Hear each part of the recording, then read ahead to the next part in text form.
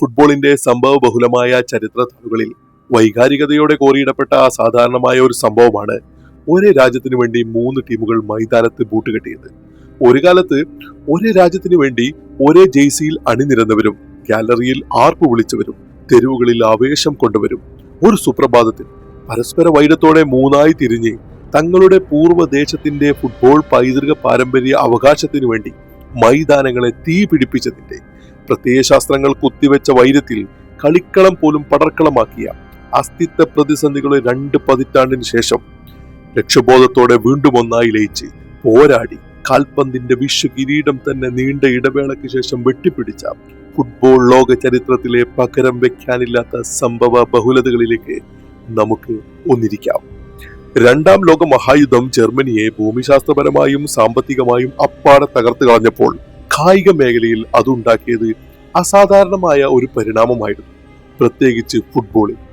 1945 ഹിറ്റ്ലറുടെ പതനത്തിന് ശേഷം വിജയികളായ അമേരിക്കയും ബ്രിട്ടനും ഫ്രാൻസും സോവിയറ്റ് യൂണിയനും അടങ്ങുന്ന സഖ്യശക്തികൾ ജർമ്മനിയെ തങ്ങളുടെ സ്വാധീന മേഖലകളായി വിഭജിച്ചു.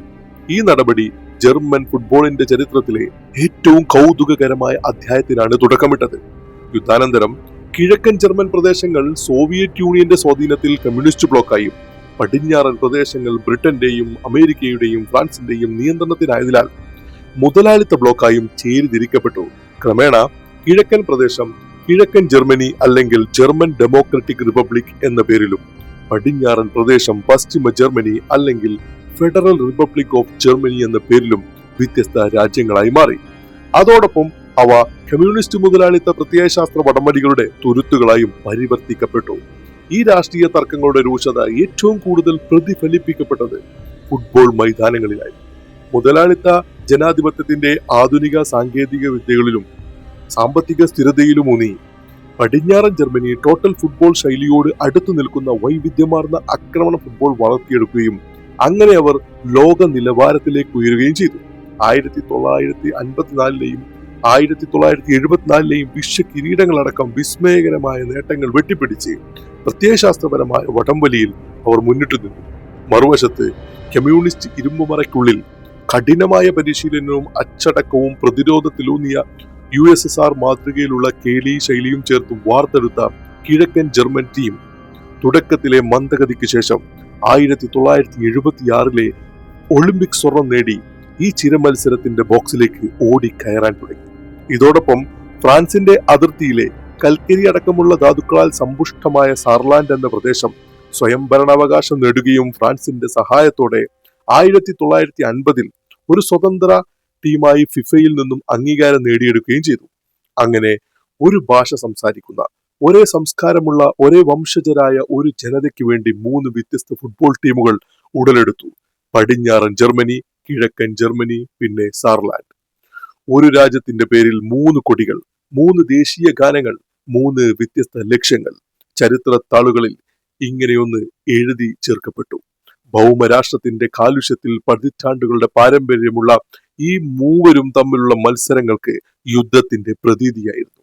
സംയുക്ത ജർമ്മൻ ദേശത്തിന്റെ പേരിൽ പിൽക്കാലത്ത് എഴുതി ചേർക്കപ്പെട്ട 1954ലെ വിശ്വ കിരീടം നേടിയ പടിഞ്ഞാറൻ ജർമ്മനിയുടെ അതേ ഗ്രൂപ്പിലായിരുന്നു യോഗ്യതാ മത്സരങ്ങളിൽ സർലാൻഡിന്റെ സ്ഥാനം. മനോഹരമായ കളി കാഴ്ചവെച്ചെങ്കിലും അവർക്ക് മുന്നോട്ട് പോകാൻ കഴിഞ്ഞില്ല. 1959ലെ ഹിതപരിശോധനയിൽ പടിഞ്ഞാറൻ ജർമ്മനിയുമായി ലയിക്കാൻ തീരുമാനിച്ചതോടുകൂടി സർലാൻഡ് എന്ന ടീം തന്നെ ഇല്ലാതെയായി. സർലാൻഡ് എന്ന പ്രതിഭാസം ഇല്ലാതെയായതോടെ പോരാട്ടം പടിഞ്ഞാറൻ ജർമ്മനിയും കിഴക്കൻ ജർമ്മനിയും തമ്മിലായി.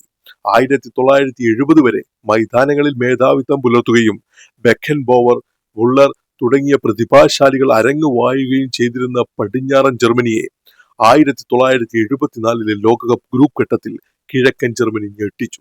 പടിഞ്ഞാറൻ ജർമ്മനി ആതിഥേയത്വം വഹിച്ച ആ ടൂർണമെന്റിൽ ഏവരും പടിഞ്ഞാറൻ ജർമ്മനിയുടെ സമ്പൂർണ്ണ വിജയം പ്രതീക്ഷിച്ചപ്പോൾ 1-0 എന്ന സ്കോറിന് അവർ കിഴക്കൻ കമ്മ്യൂണിസ്റ്റ് ജർമ്മനിക്ക് മുന്നിൽ വീണു. ഗ്രൗണ്ടിലെ പരാജയം രാഷ്ട്രീയമായി വലിയ പ്രകമ്പനങ്ങൾ ഉണ്ടാക്കി. മറ്റൊരു ജർമ്മൻ ശക്തി കൂടി പിറക്കുന്നു എന്ന് ലോക ഫുട്ബോൾ വിലയിരുത്താൻ ആരംഭിച്ചു.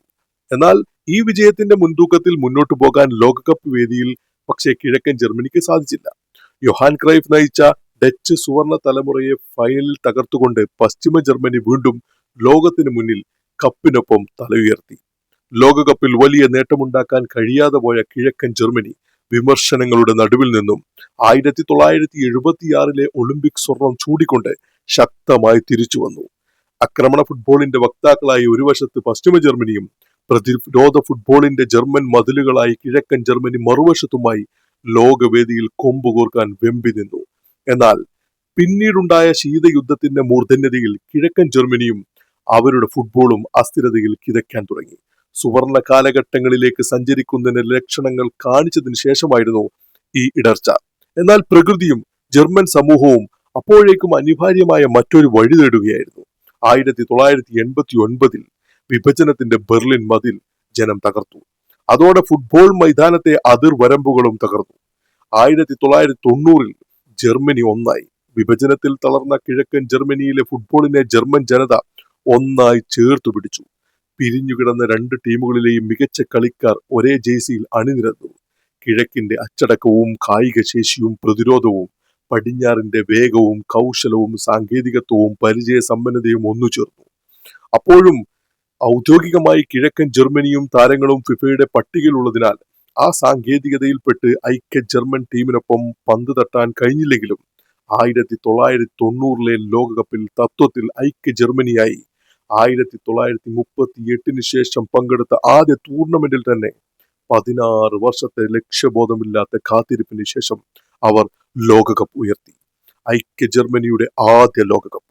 ഇത് വെറും ഒരു ഫുട്ബോൾ വിജയം മാത്രമായിരുന്നില്ല, മറിച്ച് ഒരു രാജ്യത്തിന്റെ മുറിവേറ്റ സംസ്കാരത്തിന്റെ വിഭജനത്തിന്റെ ആത്മാവിനെ കാൽപന്തിലൂടെ വീണ്ടെടുത്തതായിരുന്നു.